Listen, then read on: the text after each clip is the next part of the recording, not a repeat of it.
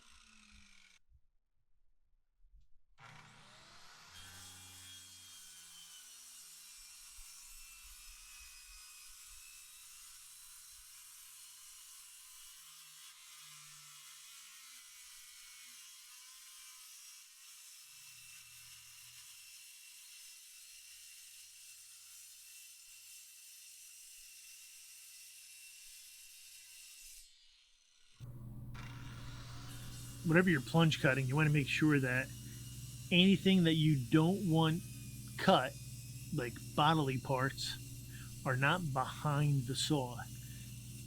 As you plunge cut, if that blade happens to catch, it's going to kick backwards. So if you happen to have like a knee back there or something like that, yeah, you're going to get cut. So always, they don't recommend plunge cutting. I don't recommend plunge cutting, but if you're gonna do it, be careful. Make sure there's nothing behind that saw that's gonna get hit if that saw happens to kick back.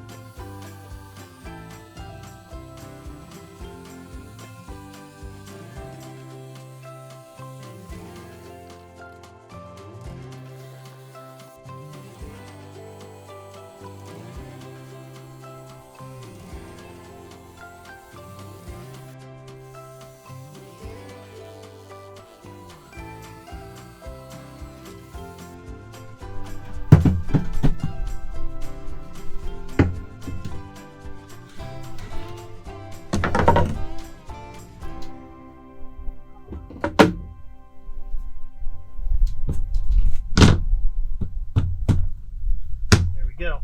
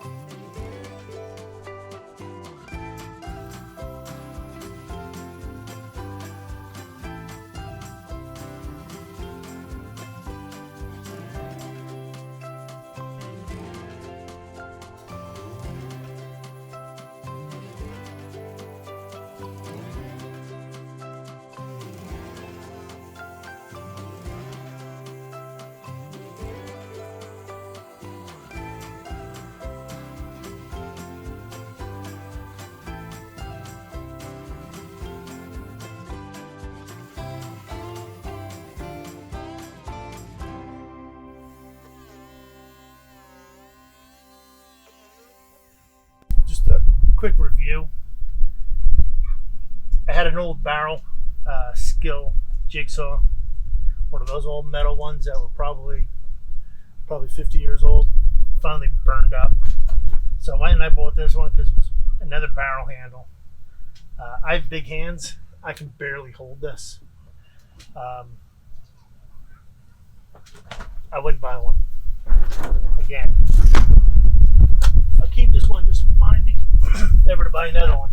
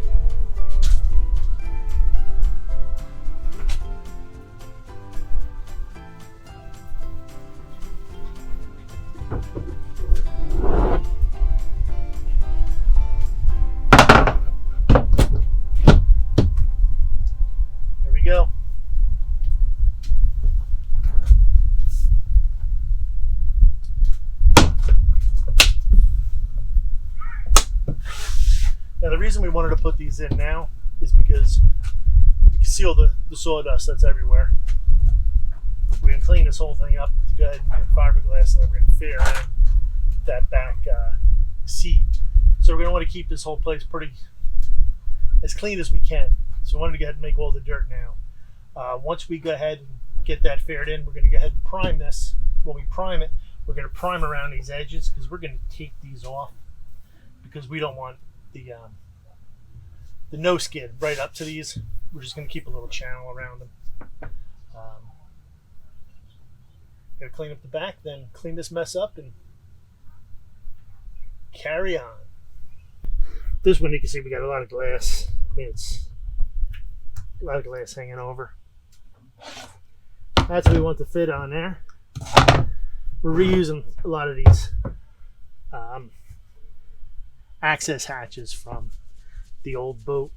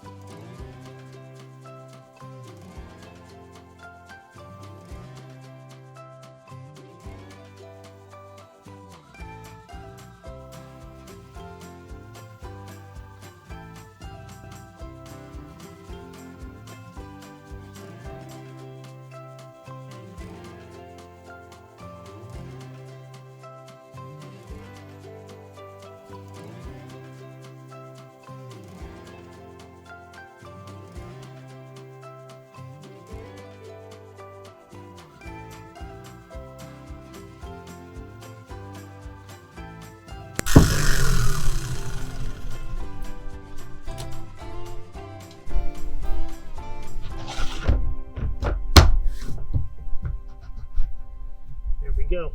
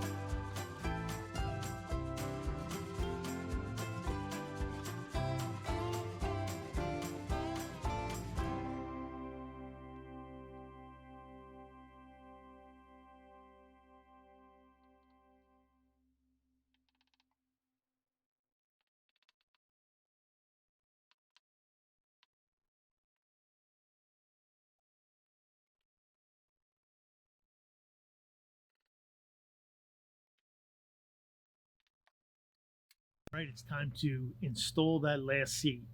Now, what we did is we mixed up some resin. We have some cabasol in there, and we have some of the little rice. It's just a chopped up chop strand. Looks like little rice pellets. They expand as they get wet from the resin, and they turn into like almost like fur in there. So they do a good job of holding everything together. But what we're going to do is we've already laid out where this seat is going. So we're just applying the resin, which is now our setting compound, to those spots.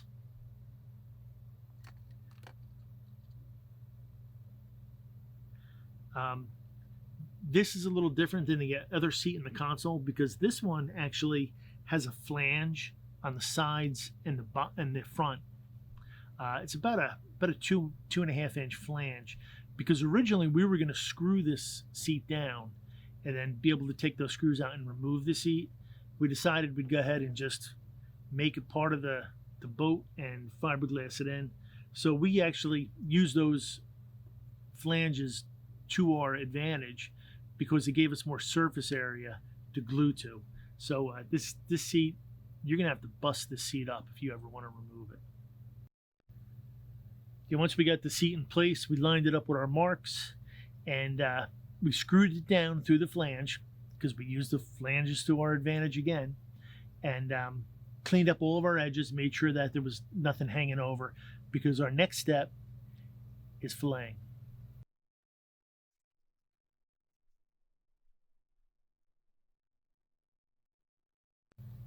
Now, a couple things we've learned since we finished our filleting. One thing is, the larger the radius, the easier this whole job is going to be.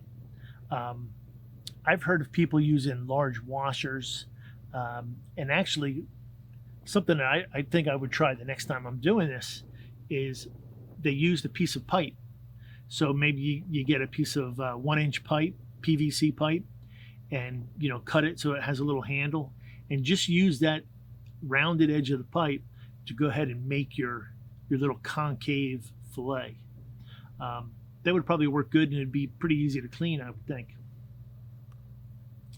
The compound that we're using here, this is there's a little bit of Cabasol in there, some of the glass bubbles or glass beads, and some of the fiberglass strands, the little rice pellets.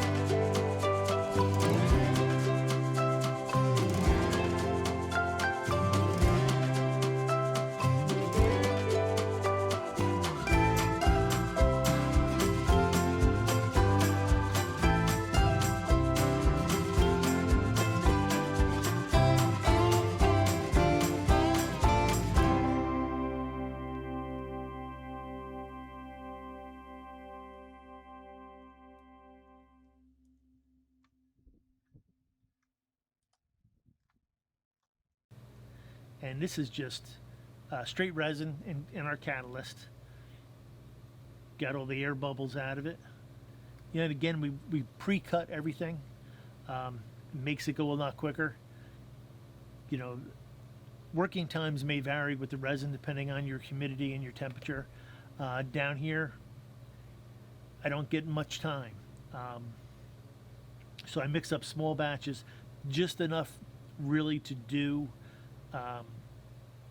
the piece that I've cut.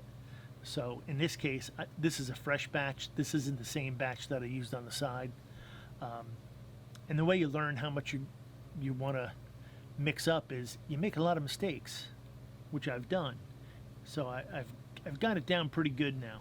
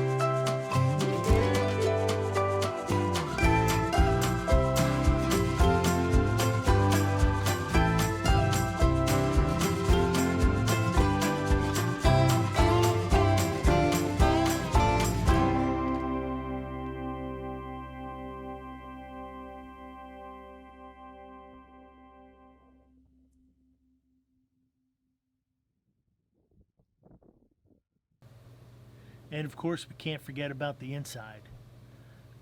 So what we actually ended up doing back here on the inside is we used a lot of chop strand just because there was so many curves. But it worked out well.